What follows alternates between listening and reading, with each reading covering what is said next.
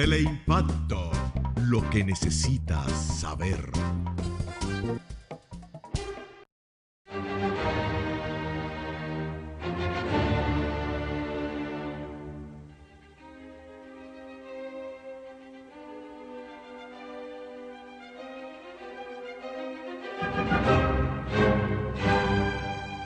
Dominicanos en todo el territorio de la República, les habla Leopoldo Payadanita, y como ustedes pueden escuchar, todavía estoy ronco, pero he podido sobrevivir ese gripazo terrible que está dando, sobre todo cuando uno tiene un quebranto principal que se llama 86 años de salud. Entonces, quiero primero, más que nada, aprovechar para darle las gracias al doctor Luis Ventura Sánchez, que aquí lo tengo. Gracias, Luis, por haber salido a llenar ese espacio, dándole orientación al pueblo dominicano de la verdadera situación, porque hay demasiada confusión sembrada. Y como ya hemos explicado más de una vez, no hay peor arma contra el país que la desinformación. Y no hay mejor arma para el enemigo que la desinformación. De manera que para nosotros defender a la República tenemos que informar sobre la realidad, desenmascarar a los charlatanes que andan, que son muchos, y sobre todo poder identificar a los amigos de Duarte. Porque en definitiva no tenemos que inventarnos nada. Cada vez que se habla que se necesita una agenda nacional, yo pregunto, ¿y la agenda de Duarte dónde está? No la dejamos tirada por ahí. No, esa es nuestra agenda. Luis, después de ese magnífico informe que hiciste al país, hoy creo que están recogiendo firmas. Sí. ¿Cómo tú ves eso? Yo lo veo bien, porque eso es la lucha contra la impunidad. Ellos quieren que designen unos jueces especiales, unos investigadores especiales, con ayuda de algunos organismos de Naciones Unidas, y que desenmascare la gente que se vendió, que le hizo daño al país, aceptando sobornos y permitiendo que lo que costaba 100 millones de dólares nos cobraran 300. O sea, nos robaban con la sobrevaluación de la obra. Primero, Odebrecht corrompía a los jefes a los ministros, y después los ministros permitían que Odebrecht hiciera con los presupuestos. Nos robaba la empresa Odebrecht y nos robaban todos los ministros que cogieron dinero. Se apandillaron para robar. Mira, yo estaba oyendo uno de esas personas que siempre hablan en la televisión, y estaba haciéndole un comentario básicamente al presidente, diciéndole, concho, el presidente tiene una situación muy difícil, porque sucede que él se ha quedado callado, y al quedarse callado, lo que da la impresión es de que él está apoyando ese tipo de cosas. Y como el procurador fiscal no hace su trabajo, sino que anda curveando y mirando la forma de ver cómo no afronta el problema, evidentemente que eso afecta al gobierno y de manera especial a Danilo. Yo no sé realmente cómo el PLD, el comité político del PLD y el presidente van a poder capear esta tormenta, porque es una tormenta terrible, en donde la corrupción que se ha permitido llega a niveles tales que han comprometido el país, nos ha presentado en el mundo como un país sumamente corrupto, y también está empobreciendo la población y haciendo rico a un grupo de personas, básicamente del PLD, pero también de otros partidos y sin partido, de unos tránsfugas que andan por ahí. Y entonces eso empobrece la población y la población termina, sobre todo la gente de clase baja, en la criminalidad, en la droga, se van del país de manera ilegal, se meten en otros países de manera ilegal y aparentemente en Estados Unidos no van a permitir ilegales en los Estados Unidos, porque están diciendo que es la corrupción en los países de origen lo que estimula esa migración masiva hacia Estados Unidos. Entonces, es muy probable que esta gente que son muy conservadores y que tienen un alto sentido de que los norteamericanos deben vivir mejor de lo que viven, van a empezar a enfrentar muchísimos gobiernos en América Latina y en el mundo para evitar que le manden, para evitar que los gobiernos que implementan en sus países generen inmigrantes ilegales que vayan a Estados Unidos a delinquir. Eso fue lo que le pusimos al presidente Trump en el documento que le enviamos, precisamente. Pero también hay que recordar que Oxfam hizo unos numeritos y dijo que aquí en este país hay 265 multimillonarios, la suma de cuyas fortunas da el 50% del Producto Interno Bruto de la nación. Entonces nosotros tenemos una riqueza que nos está rodeando por todas partes, pero que los dominicanos no la podemos ver porque está en otro territorio, está como en una coordenada distinta. Y yo digo que esa coordenada se llama narcotráfico. Este país está lavando dinero sucio en cantidades industriales y de ahí es que nace esa prosperidad que registra el Banco Central, el crecimiento más alto de Latinoamérica. Y definitivamente, claro que esa riqueza, los dominicanos de medio hacia abajo, no la vemos. No, yo tengo mis dudas que esos números sean exactamente así. Pero bueno, yo traje algunos recorticos. Lo que sí yo sé es que una parte muy significativa de las riquezas que produce el país, sobre todo las que son mineras y de exportación, terminan en las manos de unos pocos. Entonces, es el caso que yo te decía del profesor de estadística, que con las estadísticas uno tiene que estar muy atento porque no siempre los índices estadísticos reflejan la verdad. Y él nos hacía el cuento que decía, tienen que estar atentos porque recuérdense que si yo me como 2 pollos y usted ninguno, estadísticamente nos estamos comiendo un pollo cada uno y eso no es verdad. Sí. Entonces, aquí lo que está pasando es que la riqueza que produce el país se la roban alguna compañía extranjera en combinación con los dominicanos que le dan esas riquezas minerales para que las administren, para que la exploten, a cambio de que también le den a ellos sus comisiones por debajo de la mesa. Yo tengo muchas preguntas con relación a los números del Banco Central. Por ejemplo, cuando hablan de las exportaciones mineras, están registrando el valor de lo que exportamos. No hay controles sobre eso. No, perdóname. ¿Están registrando el valor total de lo que exportamos o solamente debería estar lo que se queda en el país? Porque si se registra ahí solamente, se registra el valor total, lo que nosotros no vemos, entonces nos están inflando el numerito de la riqueza en el país. Mira, hacen tantas cosas que uno realmente no sabe. Mira, cuando el ferroníquel era una de las mayores exportaciones, aparentemente lo que se exportaba era hierro y níquel. Pero sucede que ahí había platino, plata, oro, que se iba en esas exportaciones como si fuera ferroníquel. Solo que el ferroníquel tiene un valor muy bajo y los otros tienen valores muy altos. Perdona que te interrumpa.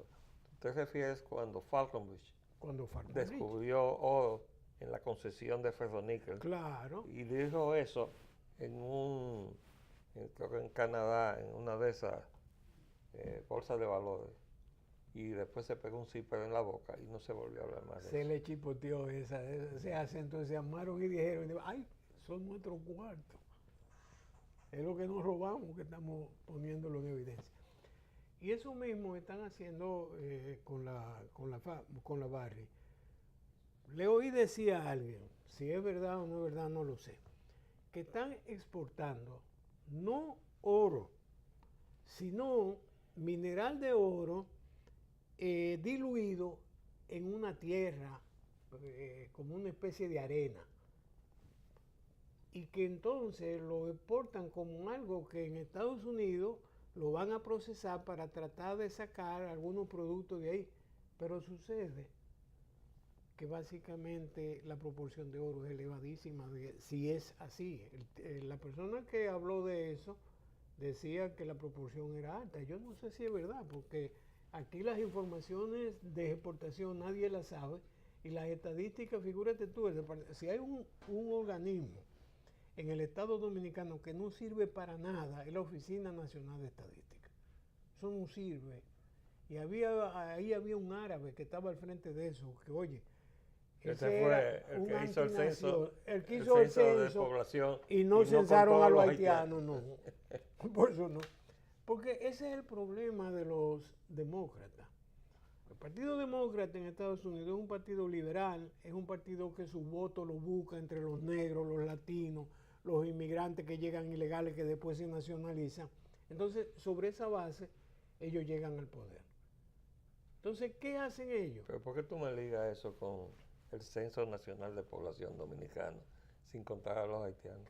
Porque eso forma parte de eso. Para ellos tratan de haitianizar el país, porque eso se lo pide el caucus negro allá y ellos necesitan los votos del caucus negro. Entonces, cualquier cosa que los negros de Estados Unidos le pidan a la dirección política del Partido Demócrata, ellos cuando se trata de República Dominicana lo atienden, porque es una forma de garantizarse allá los votos de los negros. Si ellos no hacen eso aquí, y aquí presionan... Está hablando de los haitianos. De los haitianos. Aquí presionan a los gobiernos para que le den visa a los haitianos, para que lo hagan dominicanos. Oye, y viene Ban Ki-moon, vino Biden, vino el secretario de Estado Kerry, vino todo el mundo aquí a presionar. ¿Y qué está pasando en el país? Que hay como un velo de silencio con el término haitiano. No se quiere decir... encontraron tal o más cual grupo de haitianos, sino que encontraron unos extranjeros, ¿verdad? De los cuales después al final había una proporción de haitianos. No dice ni siquiera cuál es la proporción. Ellos siguen haciendo su trabajo. Yo espero que con el cambio de administración en los Estados Unidos, ese tipo de cosas deje de hacerse. Yo espero eso. Porque si sigue haciéndose, nos jodimos. Bueno, eso sería una posición derrotista, ¿verdad? Pero yo pienso que este gobierno está pisando el terreno de la traición al proyecto de Duarte. No, y el abandono al uso de la soberanía. No, perdóname, estoy hablando de, está pisando el terreno de la traición al proyecto de Duarte. Este gobierno, y lo estoy señalando específicamente al presidente de la República, que esta es la hora que no ha explicado por qué no ha hecho la repatriación cuando vencieron los plazos que estaban dictados en el orden jurídico que se aprobó para abordar el problema. Oye, la repatriación que manda que se haga el acuerdo del 38, el suscrito con Haití, en donde decía que si encontraban un nacional haitiano ilegal aquí, el gobierno dominicano lo tiraba para Haití. Si era un dominicano allá, lo tiraban para este lado. Eso es lo que está vigente. Eso está vigente, pero a ellos se le olvidó eso. Es más, eso ha llegado a un extremo que ese acuerdo de Washington del 38, de eso no se habla. No. Eso y la Cancillería, oye, la Cancillería se olvidó de eso. Porque se vendieron, entregaron el fusil y los 100 tiros, abjuraron de la soberanía. Son personas al servicio del poder extranjero, en contra de los intereses nacionales. ¿Tú sabes lo que yo acabo y son, oye, PLDistas, reformistas y PRDistas. No, es una partida de sinvergüenza. metidos en la política. Nada más hay que ver en la forma en que se explicó un ministro de este gobierno, Temístocles Montá, cuando dijo que en el PLD la corrupción había hecho metástasis. Y yo dije, caramba, pero ni él renunció al cargo que tiene, ni lo quitaron, pero lo dijo. Y ahí sigue dando declaraciones. Está en la prensa de hoy. Hoy dicen que se reúne el comité político del PLD. Yo estoy loco porque llegue mañana para leer qué fue lo que trataron. A ver, ¿tú sabes lo que escuché yo antes de salir para acá? En una entrevista que le estaba haciendo, perdón, Julio Jacín, a Subero Isa, él le hizo una crítica al Tribunal Constitucional. ¿Quién? ¿Subero o Subero Isa. Sí. Y dijo una gran verdad. ¿Qué dijo? Que no ha fallado la inconstitucionalidad de las elecciones. Eso es cierto. ¿Por qué? Porque eso lo declaró el Tribunal Constitucional en estado de fallo. Mira. Y dejaron pasar todo el proceso de asalto a la Constitución sin fallar, porque son una partida de irresponsables. Ahora el asunto es peor, que la reelección se montó sobre dinero que dio Brasil para la campaña política de reelección. Bueno, para eso estaba Joao Santana aquí. Pero déjame decirte algo. Yo le escribí hace mucho una carta al Tribunal Constitucional y le decía que esa instancia tenían que fallarla, sea diciendo que la reelección se había hecho sobre bases constitucionales o que no era sobre bases constitucionales, pero tenían que fallarla. Y cuando yo le pregunté a una persona amiga que trabaja que está en el Tribunal Constitucional, me dijo, no, lo que pasa es que la mayoría de los jueces del Tribunal Constitucional dicen que la reforma es impecable, se hizo como decía la ley. Y la minoría entiende que no. Entonces, dentro de la minoría parece que está Milton Ray Guevara. Y ese grupo no quiso emitir una sentencia, sino que se quedaron callados y dejaron todo en el limbo. Y entonces ahora sucede que tú no sabes de ese grupo de jueces quiénes dicen que la reforma constitucional es correcta o cuáles dicen que es incorrecta. Es decir, tú no puedes separar la paja del grano. Tú no sabes quién es quién, quiénes son los traidores. Se van a embarrar todos. Ahora, prefirieron que el país entienda que el Tribunal Constitucional en ese caso se cayó, ni vio, ni oyó, ni habló, ni dijo nada, con tal de no evidenciar quién era quién. Porque lo que entendían que esa reforma era inconstitucional, si se mostraban al público, se iban a ganar la mala voluntad del gobierno. ¿Tú te das cuenta? Entonces prefirieron dejar la cosa así y seguir cobrando. Mira, la prostitución de la política ha llegado a tal punto que uno encuentra titulares donde dice, por ejemplo, que hay malestar en el PRD. Y usted dice, caramba, se falló en el acuerdo programático que tenía con el gobierno. No, es que no le han dado suficientes cargos. O sea que la política se ha reducido. Ahora, dame mi cargo y que sea bueno desde donde yo me pueda resolver. No, es que no hay manera de que PRDistas y reformistas se puedan sentar a una mesa a discutir honradamente lo que le conviene al país. Son capaces de sentarse a discutir lo que le conviene a ellos. Pero tú lo dijiste en tu exposición, se habían juntado todos para asaltar a la nación. Pero esa es la democracia que tenemos. Entonces eso es una caricatura que va llenando el cachimbo hasta un día. Claro. Porque definitivamente la gente no va a soportar eso. Yo decía que del 1519 a 1533 estaba alzado en el Bauruco Enriquillo. ¿Y por qué se alzó Enriquillo? Porque se cansó de pedir que hicieran justicia. con cosas que él le pedía a la Real Audiencia y no lo hicieron. Cuando ya no pudo más, se alzó. En el 33 no le costó más remedio a Carlos V que llegara a un acuerdo con esa gente y dejarlo como lo que Enriquillo estuvo pidiendo todo el tiempo, tuvieron que dárselo al final. Sí, España no pudo vencer No a Enriquillo. pudo.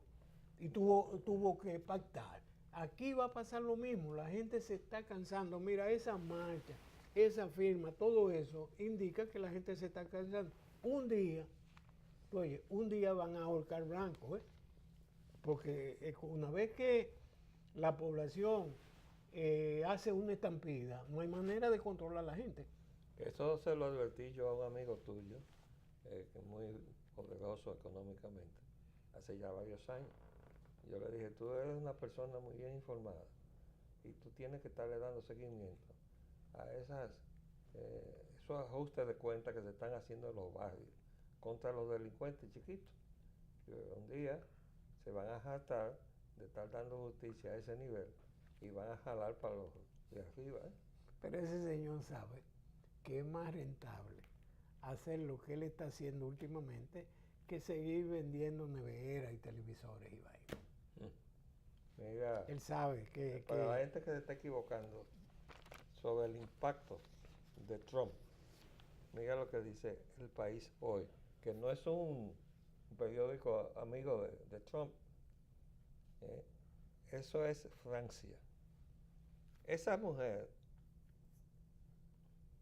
le advirtió al pueblo dominicano, antes que lo hiciera el general Kelly, ella dijo que teníamos va a producirse una tragedia con la migración haitiana en la República Dominicana.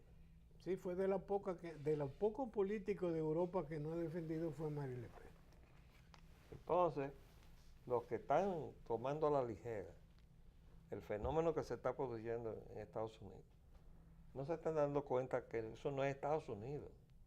Es que la Unión Europea se está desarticulando la salida del Reino Unido y le va a seguir. Que se van más, se van más. Se van como 4 o 5 países que ya están preparándose para salirse de la Unión Europea. Incluso los países escandinavos, Noruega, Suecia, se van para afuera, incluyendo los nórdicos.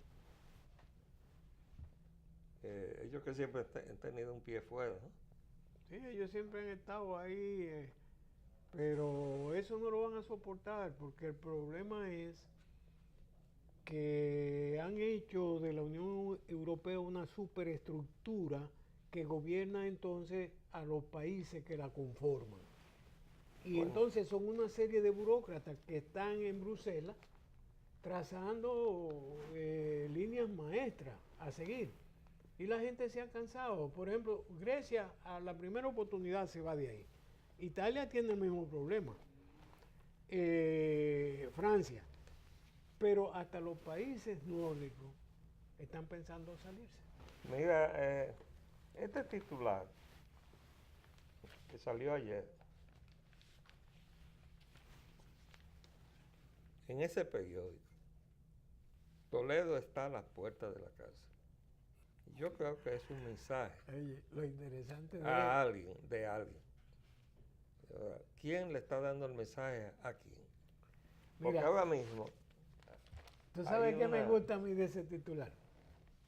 Que uno de los aupadores para que Toledo llegara a la presidencia de la República de Perú fueron Estados Unidos y Vargas Llosa. Esa basura que vive acusándonos de racista y xenófobo, esa basura que hoy tú no sabes si es peruano, español o un paria internacional. Bueno, yo lo que digo es que eso está reflejando la pugna interna en el gobierno y en el PLD. O es Leonel que le está haciendo una advertencia a Danilo, o Danilo le está haciendo una advertencia a Leonel. Pero eso, aquí en primera plana, en el Listín Diario, eso no llega a primera plana así como así. Eso lo hace gente que tiene influencia en el periódico. Bueno, Como por ejemplo, quien es capaz de tener esta opinión. Leonel dice el poder financiero se consolida en Estados Unidos. Eso es exactamente al revés de lo que está pasando, ¿verdad? Pero el que no hay peor que entender, no hay peor que no, como entendedor que el que no quiere entender. Y los PLDistas no quieren entender que ya se acabó la globalización neoliberal. Todavía la están predicando. No, hay muchos que la están impulsando y la desean, pero eso se va a acabar. Porque fue que la aprobaron y la receta no fue buena. Bueno, lo que pasa es que llegó una respuesta de la criada respondona, que le llaman Donald Trump. Vamos a ver qué pasa. Se nos acabó el tiempo por el día de hoy. Pero te reitero las gracias por tu ayuda y espero que termine de superar este atentado contra mi salud.